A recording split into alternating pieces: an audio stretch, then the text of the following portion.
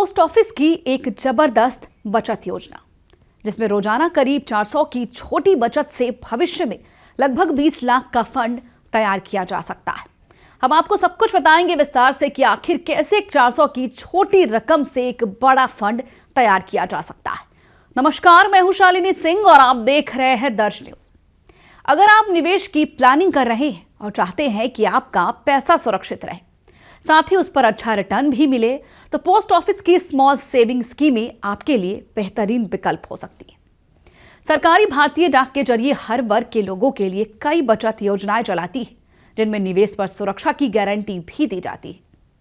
और अब ऐसा ही एक योजना है पोस्ट ऑफिस की रिकरिंग डिपॉजिट स्कीम, जहां नियमित रूप से छोटी रकम जमा करके आप लंबे समय में एक बड़ा फंड बना सकते हैं। सही समय और अनुशासन के साथ ये योजना आपकी बचत को मजबूत बना सकती है। आइए अब इसकी पूरी गणना को समझते हैं और जानते हैं कि आखिर ये शानदार ब्याज आपको कैसे मिलता है।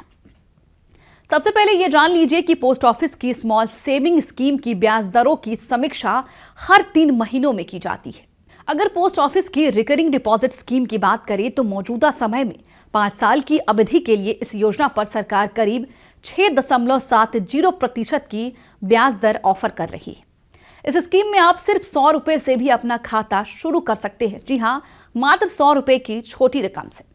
इस सरकारी योजना में किया गया नियमित और छोटा छोटा निवेश लंबे समय में एक मजबूत फंड बनाने में मदद भी करता है। इस स्कीम की मैच्योरिटी अवधि 5 साल की होती है, जिसे आगे बढ़ाने का विकल्प भी मिलता है। यानी कि 5 साल की होगी, लेकिन आप बढ़ाना चाहते हैं तो आप लंबा भी लेकर जा सकते हैं। जहां इस सरकारी योजना में कोई भी व्यक्ति अपना अकाउंट खुलवा सकता है और इसकी खास बात यह है कि 10 साल की उम्र के नाबालिग के नाम पर भी खाता खोला जा सकता है। हालांकि इस स्थिति में पेरेंट या गार्जियन की मदद से अकाउंट ओपन कराया जाता है और जब अकाउंट होल्डर 18 वर्ष का हो जाता है तब नए केवाईसी और फ्रेश फॉर्म के साथ खाते को अपडेट कर वो खुद इसे ऑपरेट भी कर सकता है। आपको बता दें कि पोस्ट ऑफिस आरडी स्कीम का मैच्योरिटी पीरियड 5 साल का होता है, लेकिन निवेशक चाहे तो इसे आगे भी 5-5 साल के लिए ब्लॉक में बढ़ा सकते हैं। अब अगर इसके अन्य फायदे की बात करें तो इस योजना में प्री मैच्योर क्लोजर की सुविधा भी दी जाती है। यानी कि अगर किसी कारणवश अगर निवेशक मैच्योरिटी से पहले अकाउंट बंद करना चाहता है तो 3 साल पूरे होने के बाद ये विकल्प उपलब्ध है। वहीं अकाउंट होल्डर की मृत्यु होने की स्थिति में नॉमिनी जमा राशि को क्लेम भी कर सकता है या फिर चाहे तो खाते को आगे भी जारी रख सकता है। इसके अलावा इस सरकारी स्कीम में लोन की सुविधा भी दी जाती है। यानी कि अकाउंट अगर 1 साल तक नियमित रूप से चलने के बाद जमा राशि का जो 50% तक लोन है, आप उसको ले सकते हैं, जिस पर करीब 2% अतिरिक्त ब्याज दर लागू होगा। सरकारी योजनाएं सिर्फ सुरक्षित निवेश ही नहीं है, बल्कि अतिरिक्त सुविधाओं के चलते भी निवेशकों के बीच काफी लोकप्रिय है। पोस्ट ऑफिस आरडी स्कीम में खाता आप अपने नजदीकी किसी भी डाकघर में जाकर आसानी से खुलवा सकते हैं। अब चलिए समझते हैं कि आखिर 400 की बचत से लाखों का फंड आप कैसे तैयार कर सकते हैं। दरअसल इस सरकारी योजना में नियमित 400 के निवेश से आप लंबे समय में करीब 20 लाख तक का फंड बना सकते हैं और इसका कैलकुलेशन भी काफी सिंपल है। अगर पोस्ट ऑफिस आरडी कैलकुलेटर से हिसाब लगाया जाए तो मान लीजिए कि अगर कोई निवेशक रोजाना 400 बचाता है, यानी कि महीने का 12,000, अगर ये पोस्ट ऑफिस की आरडी स्कीम में जमा की जाती है तो 5 साल की मैच्योरिटी के बाद कुल फंड करीब 8,56,388 बनता है।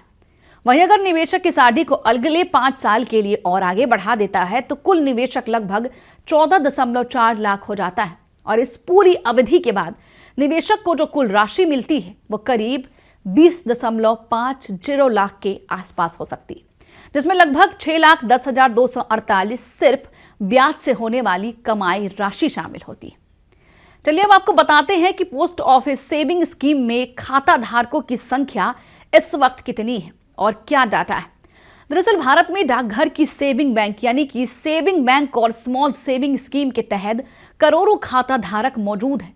और अगर पुराने सरकारी आंकड़ों की बात करें तो पुराने सरकारी आंकड़ों के अनुसार पोस्ट ऑफिस सेविंग बैंक और अन्य बचत योजनाओं के कुल लगभग करीब 363 मिलियन से अधिक खाते 31 मार्च 2019 तक रिकॉर्ड किए गए थे।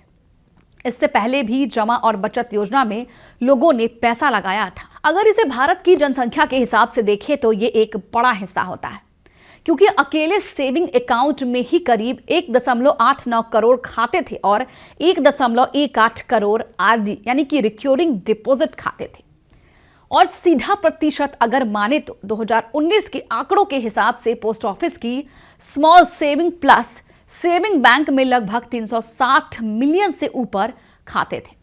इस समय भारत की आबादी करीब 140 करोड़ है, तो इसका मतलब यह है कि लगभग 25 से 30% से ऊपर लोगों परिवारों के पास किसी न किसी पोस्ट ऑफिस सेविंग स्कीम में खाता चलता है।